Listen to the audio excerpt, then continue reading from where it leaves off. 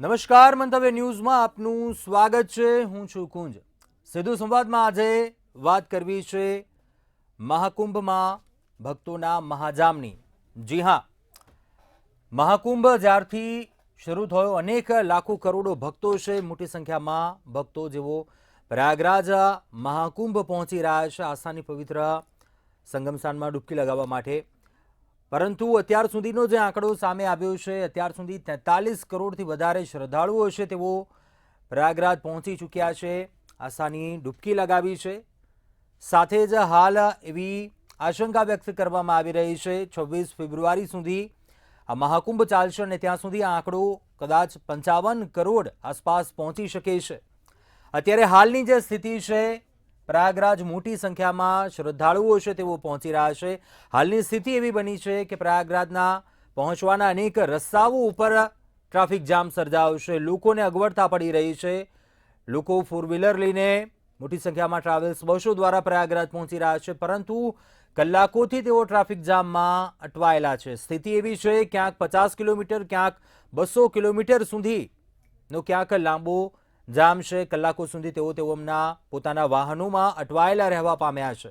હાલની આપને સ્થિતિ ઉપર જણાવું તો ક્યાંક છેલ્લા 3 દિવસમાં 15 લાખ જેટલા વાહનો છે તેઓ પ્રયાગરાજમાં પહોંચી ચૂક્યા છે અને દર કલાકે 8000 જેટલા વાહનો પ્રયાગરાજ પહોંચી રહ્યા છે। હવે અહીં અવ્યવસ્થા ક્યાં સર્જાઈ રહી છે, શું કયા પ્રકારની મુશ્કેલી છે, ત્યાં તંત્રનું શું કોઈ એવું ક્યાંક વાંક છે, વૈકલ્પિક એવી શું સુવિધા આપવામાં આવી રહી છે, શું સ્થિતિ છે ત્યાં, આ તમામ મુદ્દાઓને લઈને અત્યારે વાત કરીશું સીધો સંવાદમાં।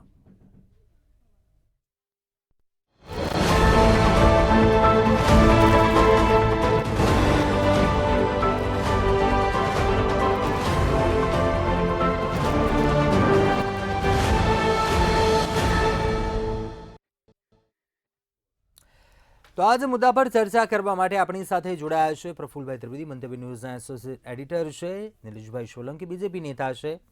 આ બંનેનું સ્વાગત છે હાલ ચર્ચામાં। પ્રફુલભાઈ, સૌપ્રથમ આપને પ્રશ્ન કરવા માંગુ છું। અનેક કરોડો ભાવિક ભક્તોની આસ્થા જોડાયેલી છે મહાકુંભમાં, મોટી સંખ્યામાં શ્રદ્ધાળુઓ છે, ભક્તો પહોંચી રહ્યા છે પ્રયાગરાજ, પરંતુ હાલની જે સ્થિતિ છે આ પહેલા પણ ક્યાંક એવી અવ્યવસ્થા એવી સર્જાઈ હતી ટ્રાફિકને લઈને, પણ ફરી એકવાર આ પ્રકારના દ્રશ્યો જોવા મળી રહ્યા છે। પોલીસ તંત્ર પણ અપીલ કરી રહ્યું છે કે વાહન ચાલકો અહીંથી પરત જાય। આ સ્થિતિને આપ કઈ રીતે જોઈ રહ્યા છો? આ વ્યવસ્થાનું કારણ શું એવું? તો કુંજ, પ્રયાગરાજની પવિત્ર ભૂમિ પર અત્યારે આસ્થાનો મહાસાગર લહેરાઈ રહ્યો છે। અલૌકિક દ્રશ્યો છે, અભૂતપૂર્વ દ્રશ્યો સર્જાઈ રહ્યા છે। તમે જુઓ કે કરોડો લોકો જે ડૂબકી મારી અને પવિત્ર સ્નાન કરવા માટે ઉત્સુક છે, અને તમે અત્યારે જે આંકડો એક અંદાજ મૂકવામાં આવ્યો છે કે અત્યાર સુધી 43.57 કરોડ લોકોએ ત્યાં સંગમ સ્થાને ડૂબકી મારી લીધેલી છે, અને એનો એટલો બહોળો પ્રચાર થયો છે આખા દેશમાં કે તમામ હિન્દુઓ, તમામ સનાતનીઓની આસ્થા એની સાથે જોડાઈ ગયેલી છે, અને સતત એ મહાકુંભની જ વાત ચાલે છે।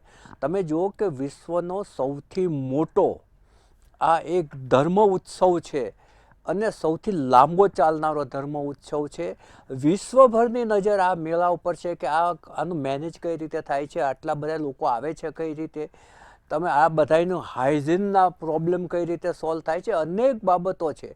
તમે જુઓ કે 112 પાર્કિંગ છે, 112 પાર્કિંગ પૂરેપૂરા ભરાઈ ગયેલા છે, એટલે એટલા બધા લોકો હજુ આવા 3 જે સ્નાન હતા એ ત્રણેય જે સ્નાન છે એ થઈ ચૂક્યા છે, જે મહત્ત્વના સ્નાન ગણાય અમૃત સ્નાન એ થઈ ચૂક્યા છે। એટલે અમૃત સ્નાન પૂરા થયા પછી વહીવટી તંત્રએ હાશકારો અનુભવ્યો હતો કે હવે લોકો આવતા ઓછા થશે, પરંતુ જેમ જેમ મેળો અંત તરફ જતો જાય છે, મહાકુંભ અંત તરફ જતો જાય છે, એમ લોકો વધુને વધુ આવતા જાય છે। અત્યારે જુઓ તો તમે 300 કિલોમીટર દૂર તમામ રસ્તાઓ ઉપર પોલીસ લાઉડસ્પીકરથી સૂચના આપી રહી છે કે અત્યારે તમે પ્રયાગરાજ જવાનું ટાળો તો સારું, કારણ કે કારમાં કલાકોના કલાકો સુધી બેસી રહેવું પડે છે, સાથે લાવેલું ખાવાનું ખતમ થઈ ગયું હોય છે, વડીલો અને બાળકો છે એ હેરાન પરેશાન થતા હોય છે, મહિલાઓને વોશરૂમ ક્યાં જવું એવી સમસ્યાઓ હોય છે, નજીકમાં ખાવા પીવાની વ્યવસ્થાઓ 300 કિલોમીટર સુધી તો હોય ને એ સ્વાભાવિક છે, એટલે જે હોય એ જ ચલાવવું પડે છે. અને સૌથી મોટી વાત તો એ કે આટલા ટ્રાફિકમાં ફસાયા પછી જો પેટ્રોલ રિઝર્વમાં જાય તો શું, એની ચિંતા પણ વાહન ચાલકોને છે. કારણ કે જે દિલ્હી તરફથી આવ્યું હતું એક કુટુંબ છે, એને કહ્યું કે અમારે 12 કલાકનો રસ્તો અમે જે કલ્પના કરી હતી એ રસ્તો અમે 30 કલાકે કાપી ચૂક્યા. એટલે એ માનસિક એક લોકો આઘાત પણ અનુભવતા હોય છે કે આના કરતાં તો ના આવ્યા હોત તો સારું હતું, પાછા વળી જઈએ એવું પણ વિચારો આવતા હોય છે. બીજી બાજુ એમ થાય કે હવે આટલે આવ્યા પછી પાછું ક્યાં જવું. એટલે લોકો છે એ ટ્રાફિકની અંદર થોડે એકદમ જેને નાના પેલો આગળ જઈને બ્રેક મારે એવી રીતે કાર છે એ ત્યાં પહોંચતી હોય છે. એમાં સૌથી જો ખરાબ પરિસ્થિતિ હોય ને તો રીવાથી પ્રયાગરાજની છે. ત્યાં 50 કિલોમીટર સુધી ટ્રાફિક એકદમ જામ છે. કાનપુરથી રીવાનો રસ્તો પણ એટલો જ જામ છે. તો પછી બીજો રસ્તો છે હૈદરાબાદ તરફથી આવતો, એ 36 કલાક ટ્રાફિક જામ છે. હવે 36 કલાક ટ્રાફિક જામ હોય તો લોકોની પરિસ્થિતિ શું થશે આપણે કલ્પના કરી શકીએ છીએ કે આપણે જે ગાડીમાં હોય તો આપણે શું કરી શકીએ. આ તો 2 રૂટના દાખલા આપ્યા, તમામ રૂટની આવી પરિસ્થિતિ છે. જે શહેરમાં પ્રવેશતા 7 રસ્તાઓ છે, 7 રસ્તાઓની સ્થિતિ ખરાબ છે. દૂર વાહન પાર્ક કરી અને 15-20 કિલોમીટર ચાલતા જવું પડે એવી પણ પરિસ્થિતિ છે. સંગમનું જે રેલવે સ્ટેશન છે એ ટેમ્પરરી બંધ કરવામાં આવ્યું છે. એટલે આખી જે પરિસ્થિતિ છે આખી વ્યવસ્થા તંત્રની એ પણ પોલીસથી માંડી અને તમામ લોકો માટે માથાના દુખાવારૂપ અત્યારે બની ગઈ છે. કારણ કે આટલા બધા વાહનો, આટલા બધા લોકો, આ કાબૂમાં કઈ રીતે રાખવું.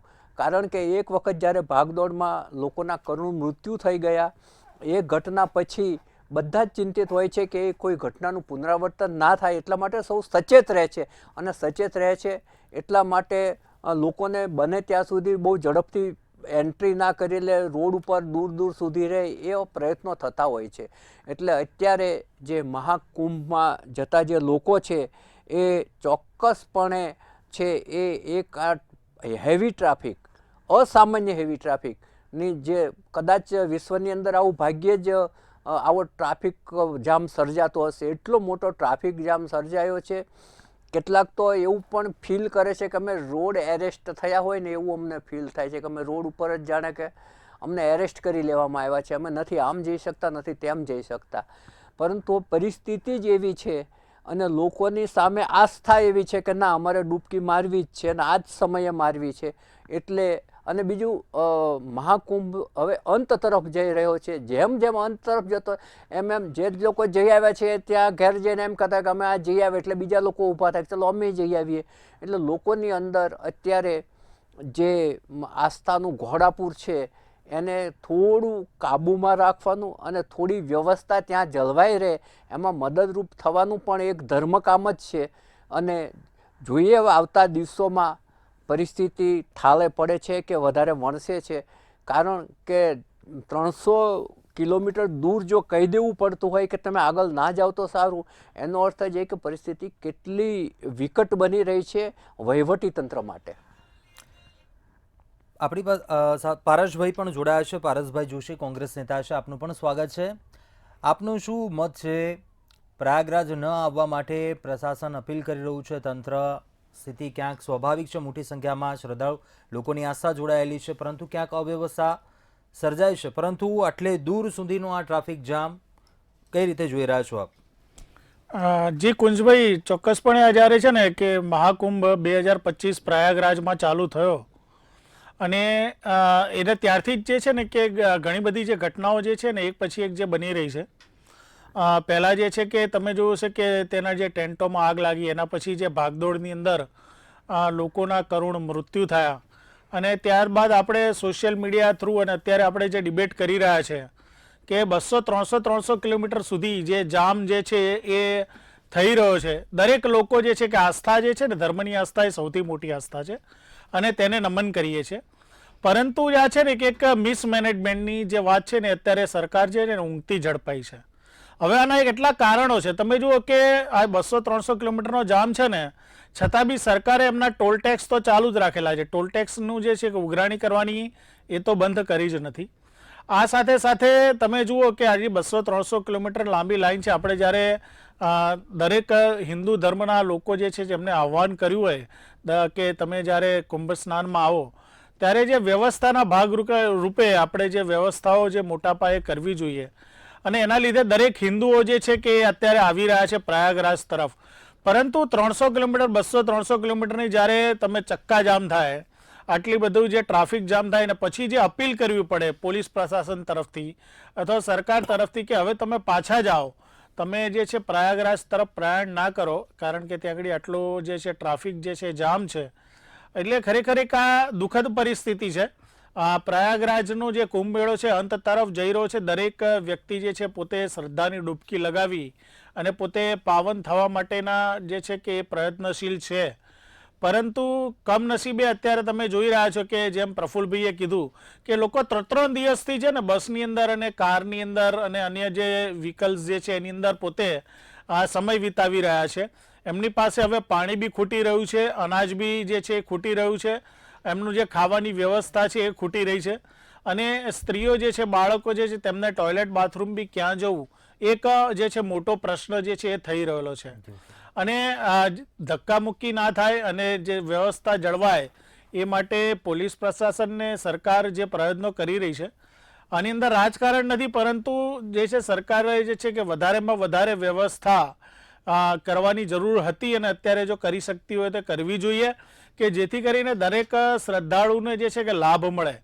તમે જોશો કે જે રીતે સરકારે જે રીતે વાતો કરી હતી, આજે અમુક સોશિયલ મીડિયાની અંદર આપણે જોઈ રહ્યા છે કે 25-25 કિલોમીટર દૂર પાર્કિંગ કરી અને 25 કિલોમીટર 20 થી 25 કિલોમીટર ચાલતા જવાનું અને 25 કિલોમીટર પાછા આવવાનું. એટલે કે તમારી જો કેપેસિટી 20 થી 40 કિલોમીટર સુધી તમારી જો ચાલવાની કેપેસિટી હોય તો તમે જે છે કે એ કુંભની અંદર જે છે જઈ શકો. આ સાથે સાથે ત્યાં આગળ જે ટોયલેટ બાથરૂમની વ્યવસ્થા બી હતી કે જે અપૂરતી જે છે. એટલે ચોક્કસપણે આ વ્યવસ્થાની અંદર સુચારુ રૂપે ધાર્મિક જે છે ભાવના જે છે એને આહત ના થાય એ માટે સરકાર જે છે પૂરતા પગલાં જે ભરે એ જ આપણે અત્યારે ઈચ્છનીય છે. નિલેશભાઈ, આપનું શું કહેવું છે? તંત્રએ તો તૈયારી કરી છે, પરંતુ હાલની જે સ્થિતિ છે ક્યાંક સ્વાભાવિક છે સંખ્યા ક્યાંક ધારણા કરતાં વધારે પ્રમાણમાં શ્રદ્ધાળુઓ છે તેઓ પહોંચી રહ્યા છે, પરંતુ શું કહેશો આપ? કુંજભાઈ, મંતવ્યની જનતાને નમસ્કાર છે. હું શરૂઆત કરીશ કે રક્ષતી રક્ષતા, કે ધર્મની તમે રક્ષા કરશો તો ધર્મ તમારી રક્ષા કરશે. ને જે રીતે 144 વર્ષ પછી જે આ મેળો આવ્યો છે, જે કુંભ મેળાથી પ્રખ્યાત છે ને સર્વ વિશ્વમાં જે કહેવાય કે મોટી ઇવેન્ટ, કે પ્રફુલભાઈ બહુ સારું એવું આની પ્રસ્તાવના બાદી થોડા અંશ હું આપને કહું કે માત્ર ને માત્ર સનાતની શ્રદ્ધા આસ્થા તમે જે પણ કહો એમાં લોકો ડૂબકી મારવા કે ગંગા સ્નાનમાં એ આસ્થાની જે એમાં એ ગંગા સ્નાન કરવું, હું રહી જાઉં એવી ભાવનાઓ સાથે પહોંચી રહ્યા છે. ને યોગી સરકારે ખૂબ જ ઐતિહાસિક આ ઇવેન્ટનું આયોજન કર્યું છે. ને 45 દિવસથી આ ઇવેન્ટ ચાલે, આટલી મોટી ઇવેન્ટ હોય છે ને વિશ્વ જે કહેવાય કે ગૂગલ ઉપરથી આપણે કહેવાય ને કે ભાઈ નાસાએ પણ એના ચિત્રો લીધા છે. એ ચિત્રોમાં જોઈએ છે તો માત્ર ને માત્ર આસ્થા અને લાગણી અને ધાર્મિક લોકો જોવા મળે છે. ને આમાં 1918 ગાંધીજીએ એક ગંગા સ્નાન કર્યું હતું અને અત્યાર સુધી પ્રધાનમંત્રી મોદીજી અને મુખ્યમંત્રી શ્રી ભૂપેન્દ્રભાઈ પટેલે પણ આ આસ્થાની ડૂબકી લગાવી છે. હું આપને કહીશ કે એપલના સહસ્થાપક કે જે કહેવાય કે લોરેન પોવેલ, કે જે સ્ટીવ જોબના ધર્મપત્ની છે, એમને ત્યાં જે અખાડા આવે એ અખાડામાં નિરંજની અખાડામાં જે એમને દીક્ષા લીધી અને ત્યાં એમને કમલા નામ આપવામાં આવ્યું. આ બહુ જ સમજવા જેવી વાત છે કે આપણા જ મિત્રો, આપણા જ ભારતના, કોઈ પાર્ટીની અત્યારે હું વાત નહીં કરું, પણ ઘણા બધા એવા છે કે ભાઈ આટલી ઇવેન્ટ સક્સેસ કેમ જાય, જ્યારે 43 કરોડ પ્રફુલભાઈ આંકડો આપ્યો એ બરાબર સચોટ છે. સરકારી આંકડો છે 43 કરોડ, એટલે અમેરિકાની વસ્તી નથી એટલી. તો એટલા લોકો અને હજી રોજ 1.5-2 કરોડ આટલી મોટી ઇવેન્ટ, આટલી મોટી આસ્થા માટે લોકો આવતા હોય અને યોગી સરકારના આજુબાજુના રાજ્યની પોલીસ ખડે પગે, એટલે કુંજભાઈ ખાલી જોઈએ છે ને તો તમને આંખોમાં આંસુ આવી જાય કે પોલીસ કર્મીઓ એ ત્યાં સલામતી, કેટલા લોકો ખડે પગે છે, કોઈ ઘરે જવાનું નામ નથી લેતા, એટલા લોકો કે શ્રદ્ધાળુઓને કોઈ તકલીફ ના પડે. પણ આપણા મિત્રો જેમ કહે છે કે ભાઈ અમારી વખતે આમ હતું, તમારી વખતે આમ હતું. ભાઈ તમારી વખતે આઝમ ખાન જેવા કમિટીના ચેરપર્સન હતા, જ્યારે આજે માત્ર ને માત્ર ત્યાં એ જેટલા બી આપણા ત્યાં સનાતનીઓ છે, જેટલા બી ત્યાં આસ્થા માટે છે, એ બધા જ લોકો અત્યારે મેનેજમેન્ટ કરી અને ત્યાં બધા જ લોકો આવી શકે છે.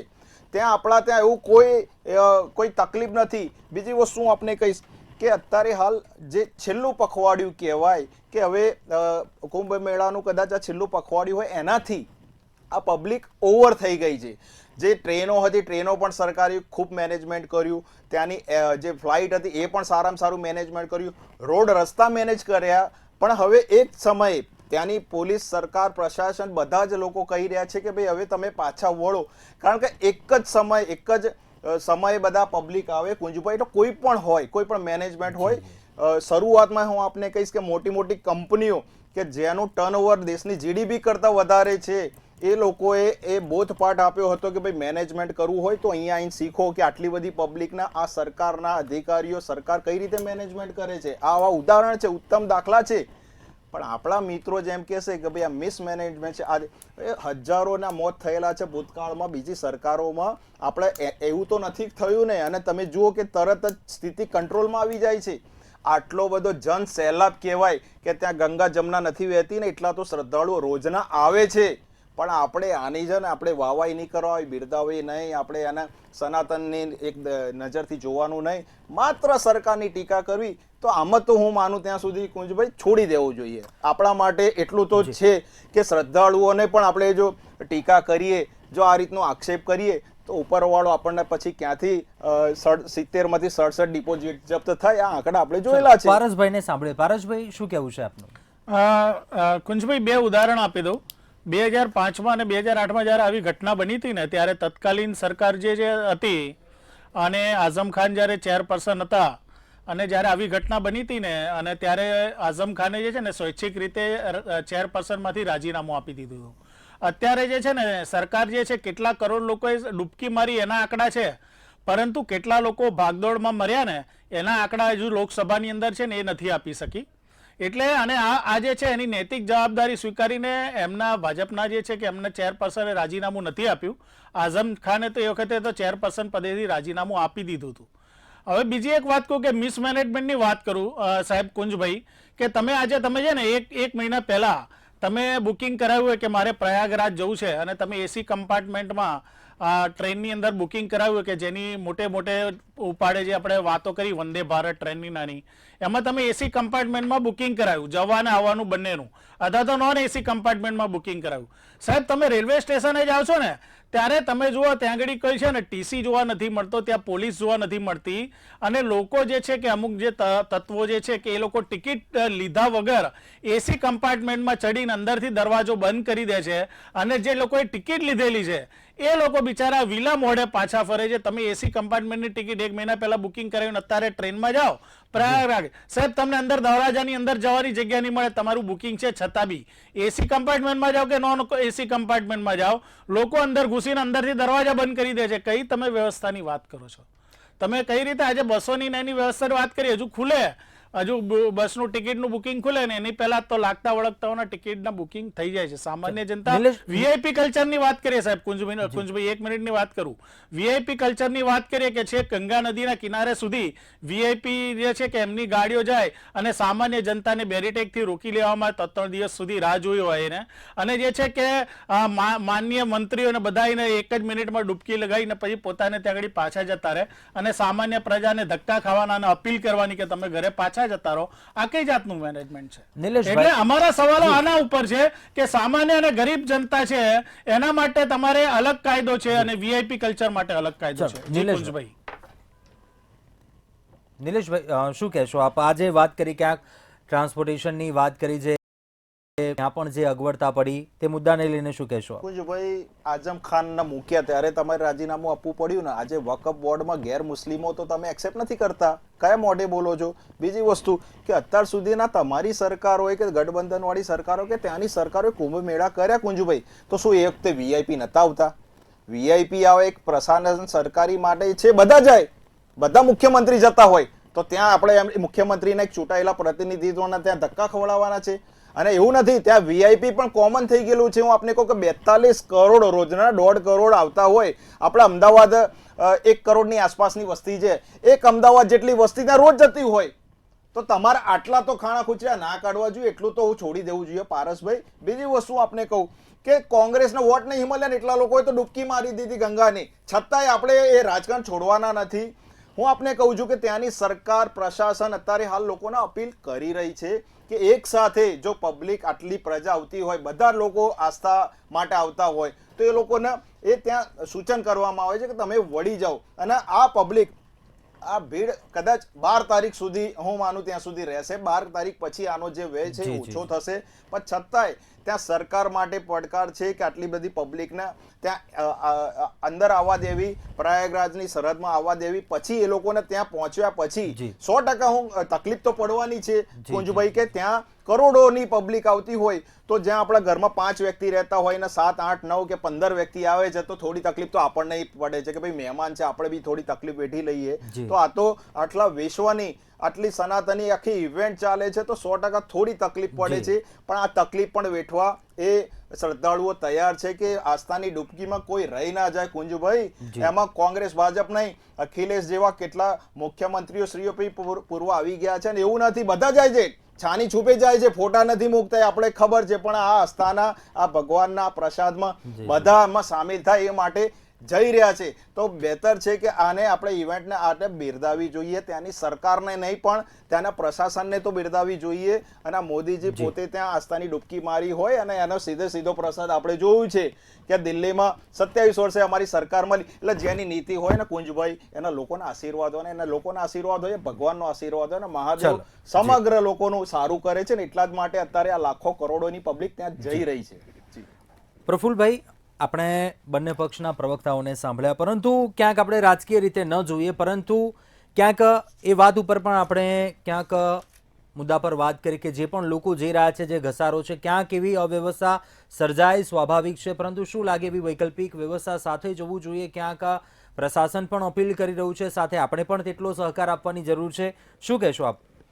રાજકારણથી પર જઈને જો તમે જુઓ ને તો આ અભૂતપૂર્વ ધર્મ ઉત્સવ છે, ઇવેન્ટ પણ નહીં, ઉત્સવ છે. કારણ કે અંદરથી લોકોને ઉમળકો છે કે હું ડૂબકી મારું, એમ હું રહી ના જાઉં, બીજાએ મારી છે. તો એ આખી એક ભાવનાની વાત છે, એક ધર્મની શ્રદ્ધાની વાત છે, આસ્થાની વાત છે, એક અલગ જ વિષય છે. અને બીજું વસ્તુ એ છે કે આજે પ્રયાગરાજ છે એ 16 થી 20 લાખની વસ્તી વચ્ચેનું શહેર છે. હવે ત્યાં એક સાથે કરોડો લોકો આવે ત્યારે પરિસ્થિતિ થોડી માઇનસ કે પ્લસ થવાની જ છે. કારણ કે જે એનું ઇન્ફ્રાસ્ટ્રક્ચર છે, એની રોડની પહોળાઈ છે, ત્યાંના બ્રિજીસ છે, એ બધા એ 16 લાખની વસ્તી માટે ને એના એટલા વાહનો માટે જ બનેલા છે.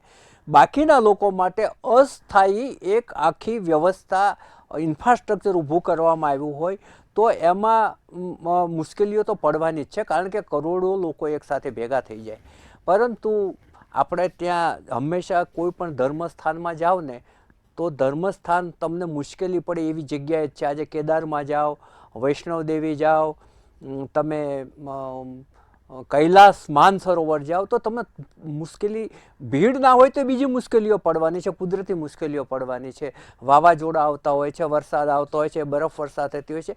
કારણ કે આપણા ધર્મના સ્થાનકો એવી જગ્યાએ જ બન્યા છે કે તમે કેટલી આસ્થા સાથે ત્યાં જાઓ છો એ જોવાનું રહે છે. એટલા માટે જ દુર્ગમ જગ્યાઓમાં આપણા ધર્મ સ્થાનો બનેલા છે.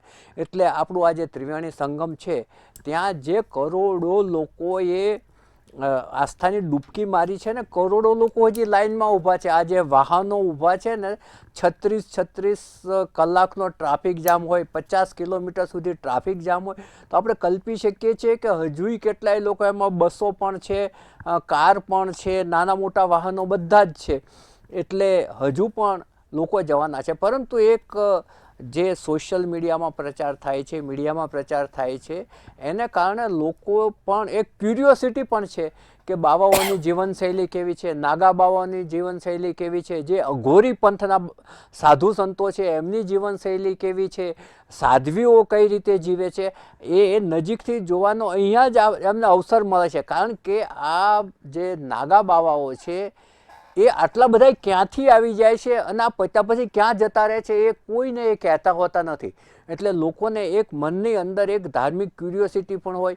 કેટલાકને કોઈ સાધુ સંત એના માથે હાથ મૂકી દે અને કોઈ આશીર્વાદ આપી દે તો ઉદ્ધાર થઈ જશે, એવી અપેક્ષાઓ પણ હોય. અપેક્ષા એ ખોટી વસ્તુ છે જ ને, દરેક માણસને અપેક્ષા હોવી જ જોઈએ, એ પણ હોય. કોઈને એવી ક્યુરિયોસિટી પણ હોય કે કોઈ વિદ્યા, કોઈ ખુશ થઈને મને કોઈ વિદ્યા મળી જાય એમની પાસેથી, કારણ કે આ લોકો પાસે અનેક પ્રકારની ગુપ્ત વિદ્યાઓ પણ હોય છે. એટલે જે અખાડાઓ છે એ 12મી તારીખ પછી ધીરે ધીરે ઓછા થશે એવું જે સોશિયલ મીડિયામાં જે મારો ચાલ્યો છે એને કારણે પણ અત્યારે લોકોનો પ્રવાહ વધી ગયો કે આપણે એ જે અખાડો જતો રહે તો એ બાવાઓ આપણને જોવા નહીં મળે. તો કારણ કે ડૂબકીની સાથે સાથે એ સાધુ સંતોના દર્શન એ પણ એક હેતુ હોય છે, માત્ર સ્નાનનો હેતુ નથી હોતો. સ્નાનનો હેતુ હોય તો તે દૂરથી પણ સ્નાન કરીને જતા રહે, પણ એમને મેળાની અંદર જવું છે, કુંભના જવું છે અંદર, અને એમને આ અખાડાઓના અને એના સાધુ સંતોના એ લોકો તપશ્ચર્યા કઈ રીતે કરે છે એના દર્શન કરવા છે, એમને જોવા છે. એટલા માટે. અને બીજું છે જે ગ્રહ, જે આપણે આકાશી જે ગ્રહો છે એની આખી પરિસ્થિતિ આ સમયે એવી છે કે 144 વર્ષ બાદ આ જે સંજોગો ઊભા થયા છે, એટલે પવિત્રતાની જો મહત્તા છે એ અનેક ગણી વધી જાય છે. એવું જો જ્યોતિષમાં માનવાવાળો મોટો વર્ગ છે અને સનાતન ધર્મ સાથે જ્યોતિષ જોડાયેલું છે, એટલે પણ વધારે લોકો ત્યાં જઈ રહ્યા છે. એટલે હવે આવતા દિવસોમાં ખૂબ સારી રીતે લોકો સ્નાન કરે અને સાધુ સંતોના દર્શન કરે એવી જ આપણે અપેક્ષા રાખીએ. ચોક્કસથી સમયનો અભાવ છે, ચર્ચા સમાપ્ત કરીશું. પ્રફુલભાઈ, નિલેશભાઈ અને પારસભાઈ, આપ તમામ આ ચર્ચામાં જોડાયા, આપનો અભિપ્રાય આપ્યો, ખૂબ ખૂબ આભાર. અંતમાં કહેવાનું એટલું થાય, ભક્તો મોટી સંખ્યામાં પહોંચી રહ્યા છે. છેલ્લા કેટલાક દિવસોથી ક્યાંક અવ્યવસ્થા સર્જાઈ છે, પરંતુ જેમ જેમ સમય આગળ વીતતો જશે ક્યાંક તમામ લોકોને અગવડતા ન પડે, મુશ્કેલી ન સર્જાય અને તમામ જે ભક્તો છે સંગમમાં ડૂબકી લગાવી શકે તેવી આશા રાખીએ. અત્યારે સીધો સંવાદમાં બસ આટલું. વધુ સમાચારો માટે આપ જોતા રહો મંતવ્ય ન્યૂઝ. નમસ્કાર.